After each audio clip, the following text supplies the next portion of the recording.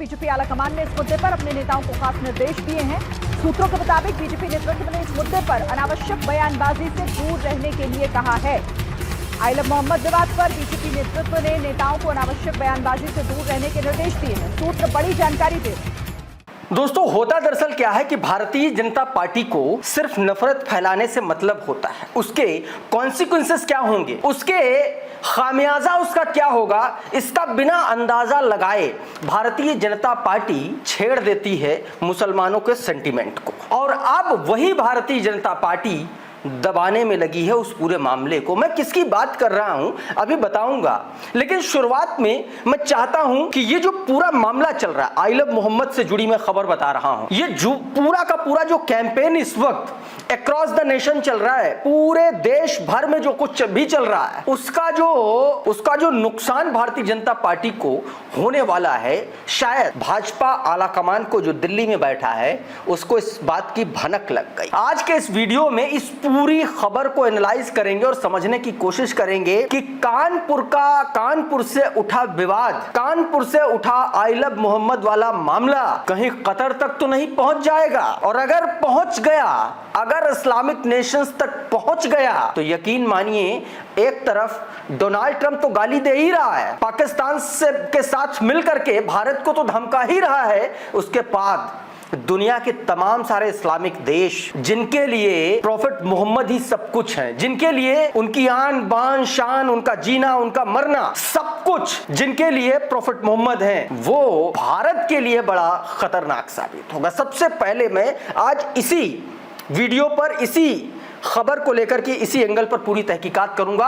और यह बात मैं क्यों कह रहा हूं कि भाजपा क्यों बेचैन है, उसके लिए आप एबीपी न्यूज की जरा ये ब्रेकिंग देखिए। एबीपी न्यूज ने अपने सोर्सेस के हवाले से यह बताया है कि भारतीय जनता पार्टी ने अपने नफरती चिंटुओं को, चिलगोजों को इस बात के लिए मना कर दिया है कि इस पर मत बोलो भाई साहब, इस पर यह दो धारी तलवार है, कट जाओगे, दो टुकड़े हो जाएंगे, कोई मतलब नहीं बचेगा। बहुत सीधी सी बात है। आइलब मोहम्मद से जुड़ा ये विवाद, जिनको लगता है कि यह कानपुर से उठा विवाद बरेली में जाकर के थम जाएगा लाठीचार्ज कराने से, ऐसा नहीं होगा। और अगर ऐसा नहीं होगा तो आप यकीन मानिए कि इस तरीके के विवाद देश की सीमाओं को नहीं मानते, देश की किसी भी देश की सरहद को नहीं मानते। इजराइल द्वारा कतर पर किए गए हमले के बाद जिस तरीके से तमाम सारे इस्लामिक नेशंस एक साथ एकजुट हो गए, इकट्ठे हो गए, उससे इस इवेंट को जोड़ करके अंदाजा लगाया जा सकता है कि अब ये तो सीधा मुसलमानों की मर्यादा से जुड़ा हुआ मामला है, मुसलमानों के सेंटिमेंट से जुड़ा हुआ मामला है, उनके ईश्वर, उनके अल्लाह से जुड़ा हुआ मामला है। तो आप समझिए कि यह मामला कितना बड़ा खतरनाक होगा। एक बयान दिया था नूपुर शर्मा ने, आप याद कर लीजिए, नूपुर शर्मा ने और नवीन जिंदल, ये भारतीय जनता पार्टी के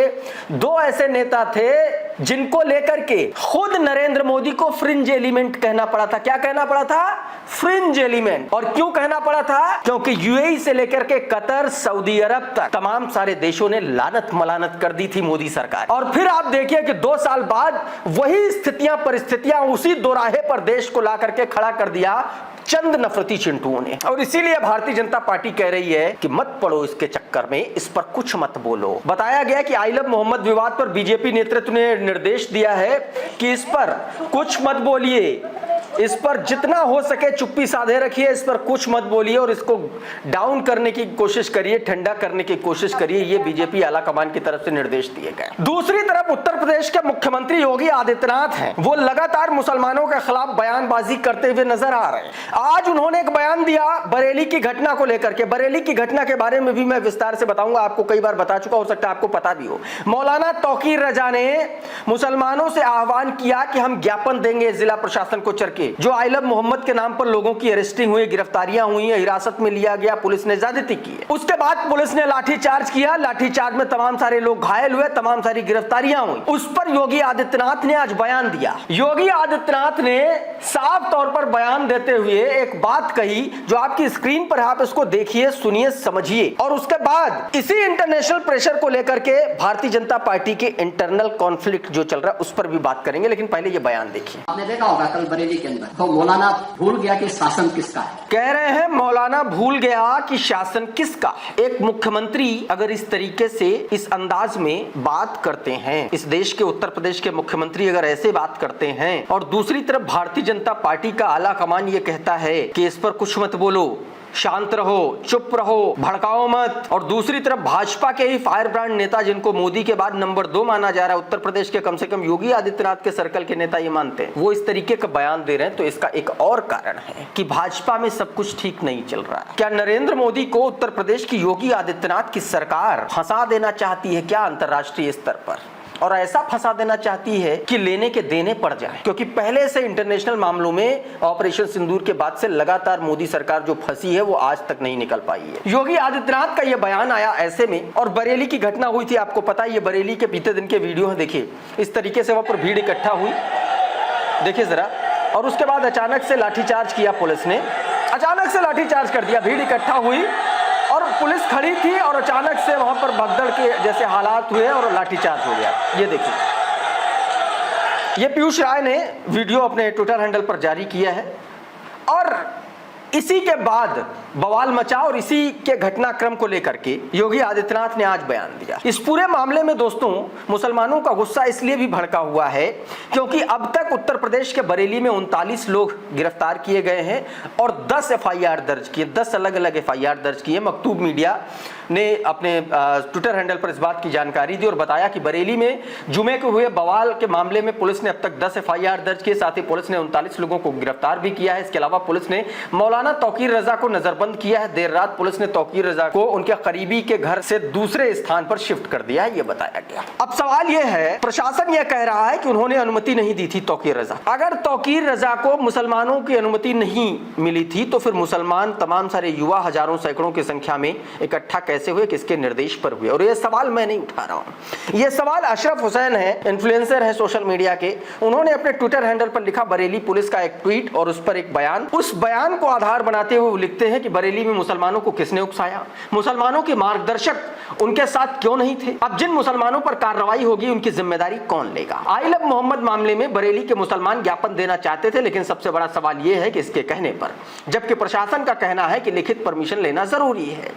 जिलाधिकारी अविनाश सिंह साफ कह रहे हैं कि उन्होंने उनको पहले ही बता दिया था कि अगर उनका कोई भी इस तरीके का कार्य करना है तो पहले लिखित में अनुमति लेनी पड़ेगी। अनुमति मिली नहीं। तौकीर रजा ने कहा जा रहा है बुलाया, और अगर उन्होंने नहीं बुलाया तो फिर किसने बुलाया? क्योंकि तौकीर रजा का भी मैं आपको आगे अभी बयान सुनाऊंगा। तौकीर रजा अपने ही मामले से पल्ला झाड़ते हुए नजर आ रहे हैं, वो बयान भी मैं आपको कोशिश करूंगा कि आप सुन लीजिए। पहले ये भारत समाचार के ट्विटर हैंडल पर तौकीर रजा का बयान है, इसको सुनिए जरा। बिरादरान मिल्लत इस्लामिया, खासतौर से बरेली शरीफ के आशिकाने रसूल को मैं मुबारकबाद पेश करता हूँ कि ऐसे खतरनाक वक्त में इश्क़ रसूल के नाम पर, नामूस रिसालत के नाम पर जो तमाम नौजवान और हमारे तमाम हजरात आए, मुबारकबाद के मुस्तहिक हैं। और मैं ये समझता हूँ कि इस नाम पर जिन लोगों को चोट लगी है वो भी मुबारकबाद के मुस्तहिक है। मुझे शदीद अफसोस इस बात का है कि मैंने जो एक अमन का रास्ता इख्तियार किया था और मैं ये चाहता था कि मैं अपनी तकलीफ, अपनी परेशानी के लिए एक मेमोरेंडम डीएम के जरिए अपने मुल्क की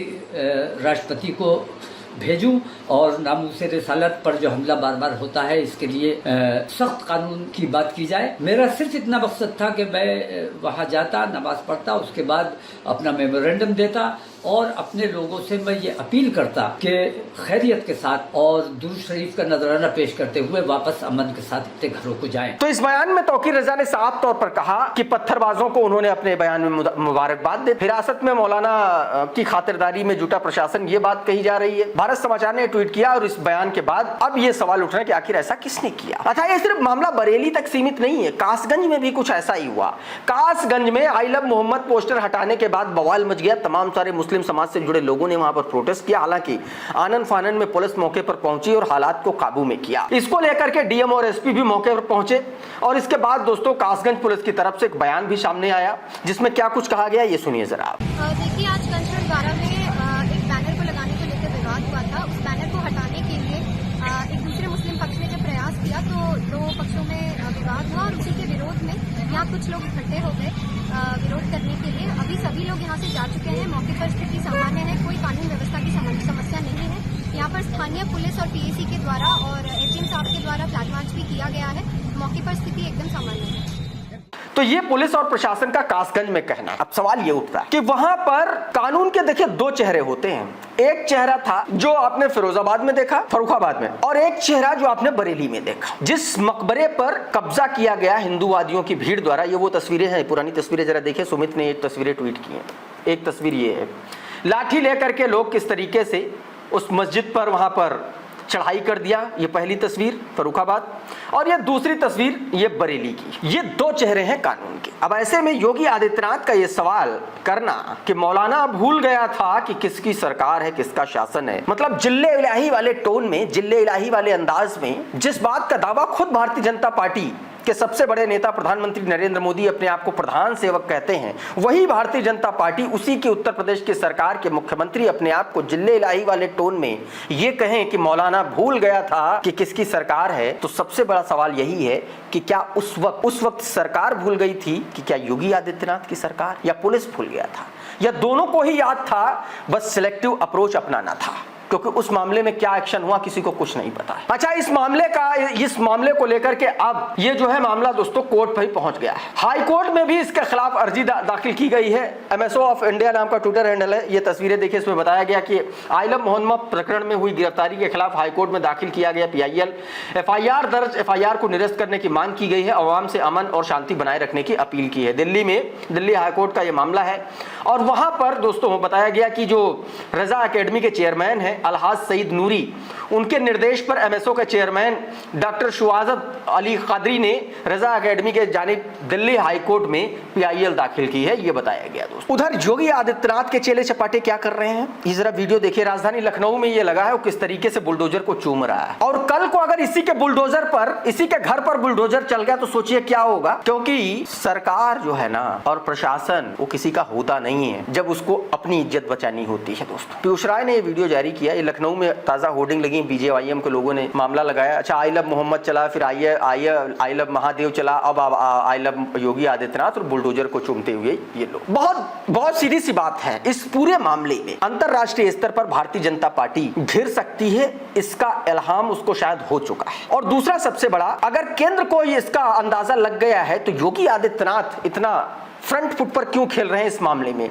क्या योगी आदित्यनाथ, क्योंकि सियासी गलियारों में यह चर्चा है, क्या योगी आदित्यनाथ की सरकार केंद्र सरकार से अलग अपनी लकीर खींच रही है क्या इस मामले में? और अगर ये लकीर खींच रही है तो इसका नुकसान 27 के चुनाव में कम से कम हार्डकोर हिंदू हृदय सम्राट कहे जाने वाले योगी आदित्यनाथ को तो मुश्किल है कम, लेकिन दिल्ली को बड़ा इसका नुकसान होगा, क्योंकि अंतरराष्ट्रीय स्तर पर दिल्ली पहले से ही फंसा हुआ है। क्योंकि यूनाइटेड नेशन जनरल असेंबली में तमाम सारे देशों के राष्ट्राध्यक्ष जब बोल रहे थे उस वक्त सिर्फ नरेंद्र मोदी नहीं थे, उन्होंने अपने एक प्रतिनिधि से बुलवाया। अब आप ये सोचिए, सवाल ये भी उठ रहे थे कि क्या मुसलमानों का स्टैंड लेने के लिए उस पर कहीं मोदी सरकार को किसी एक लीक में न जाना पड़े इजराइल वर्सेस फलस्तीन के मसले पर, इसलिए मोदी सरकार वहां से नरेंद्र मोदी वहां से कन्नी काट गए, और कमोबेश वही परिस्थितियां देश में यहां पर अंदर आकर के खड़े हो गई हैं। तो सवाल यही है कि क्या आप करेंगे नरेंद्र मोदी, भारतीय जनता पार्टी का आला कमान।